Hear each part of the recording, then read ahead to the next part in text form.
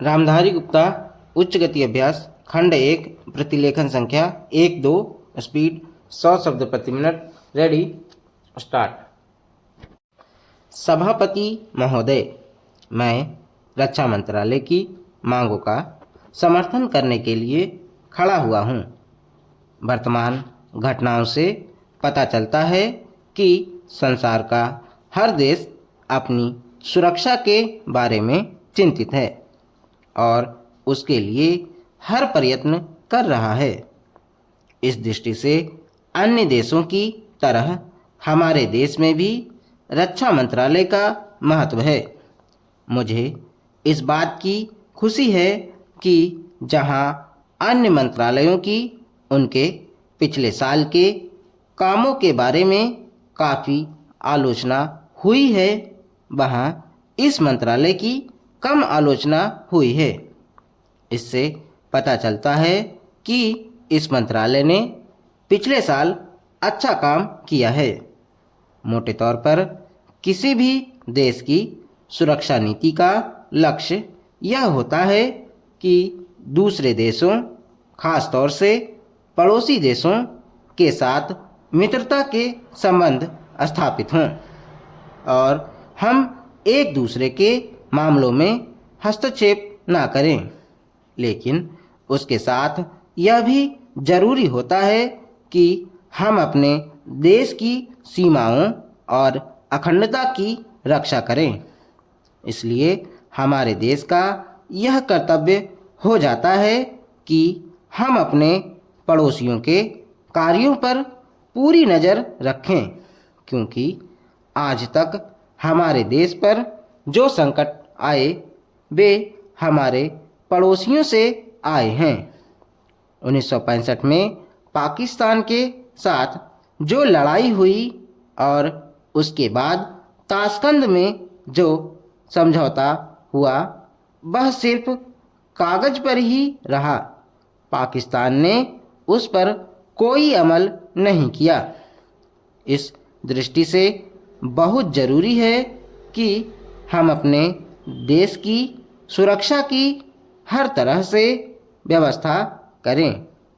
हमारा उद्देश्य दूसरों पर आक्रमण करना नहीं है, लेकिन यदि हम पर कोई आक्रमण करे तो हम में इतनी शक्ति अवश्य होनी चाहिए कि हम उसका डटकर सामना कर सकें।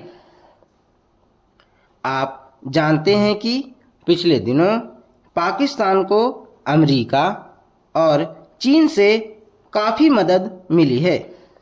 रक्षा मंत्रालय की रिपोर्ट में भी कहा गया है कि पिछले साल अमेरिका ने पाकिस्तान को 1500 करोड़ रुपए की फौजी सहायता दी है। आज जहां हम फौजी सामान के लिए अपने कारखानों की मदद से अपनी शक्ति बढ़ाने का प्रयत्न कर रहे हैं, वहां पाकिस्तान संसार के देशों से फौजी सामान खरीद रहा है। अपनी नीति के कारण वह सब देशों से लाभ उठा रहा है। मेरा सुझाव है कि हमको भी अपनी शक्ति बढ़ाने के लिए संसार के अन्य देशों से अधिक फौजी सामान खरीदना चाहिए। आज तिब्बत की सीमा पर चीन की 1.5 लाख फौज खड़ी है। सभापति महोदय, प्रतिदिन छोटी मोटी झड़पें होती रहती हैं। हमारी फौजें बड़े उत्साह से उनके मुकाबले में खड़ी हैं। उनके हौसले बहुत ऊंचे हैं, लेकिन हमारी सरकार का भी यह कर्तव्य है कि उनके हौसलों को कभी गिरने ना दें।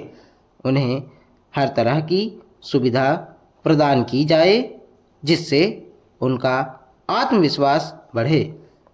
मैं मंत्री महोदय से अनुरोध करूंगा कि सरकार अपनी नीतियों के प्रचार का काम ठीक प्रकार से अपनी फौजों से करे। उनको अच्छे अच्छे हथियार दे। अनुसूचित जातियों और आदिवासी जातियों के आयुक्त ने जो अपना प्रतिवेदन प्रस्तुत किया है, उस प्रतिवेदन को देखने से यह प्रतीत होता है कि इसको तैयार करने में उन्होंने बहुत परिश्रम से कार्य किया है। इसके लिए मैं उनको और उनके सहयोगियों को धन्यवाद देता हूँ, परंतु साथ ही साथ इस प्रतिवेदन के संबंध में कुछ आवश्यक निवेदन भी करना चाहता हूँ।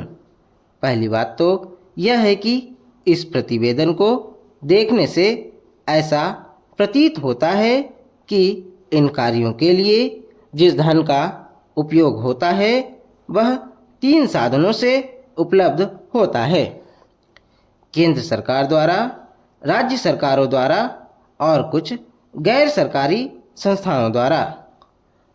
प्रतिवेदन के अनुसार जितना धन इन कार्यों पर व्यय करने के लिए दिया जाता है, उतना धन पूरी तरह से व्यय नहीं हो पाता।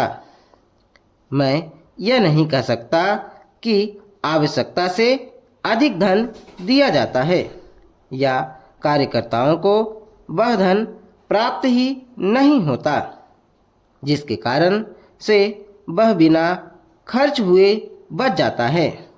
मैं तो यह चाहता हूँ कि जितना धन दिया जाता है उसका पूरा उपयोग हो और आयुक्त को यह ना कहना पड़े कि इस कार्य के लिए जितने धन की आवश्यकता थी उतना धन नहीं मिल पाया और विवश होकर हमको उस कार्य को बीच में ही रोकना पड़ा।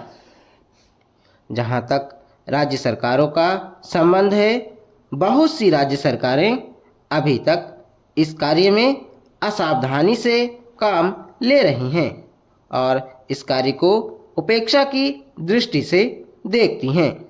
आयुक्त ने इस बात की शिकायत की है कि बहुत सी राज्य सरकारों ने अनेक पत्र भेजने के बाद भी अभी तक अपनी रिपोर्ट नहीं भेजी है। मैं चाहता हूं कि सरकार इस तरफ निष्ठापूर्वक ध्यान दे। राज्य सरकारों पर दबाव डाला जाए कि वे इस दायित्व के प्रति सचेत हों और आयुक्त को उनके कार्य में पूरा सहयोग प्रदान करें।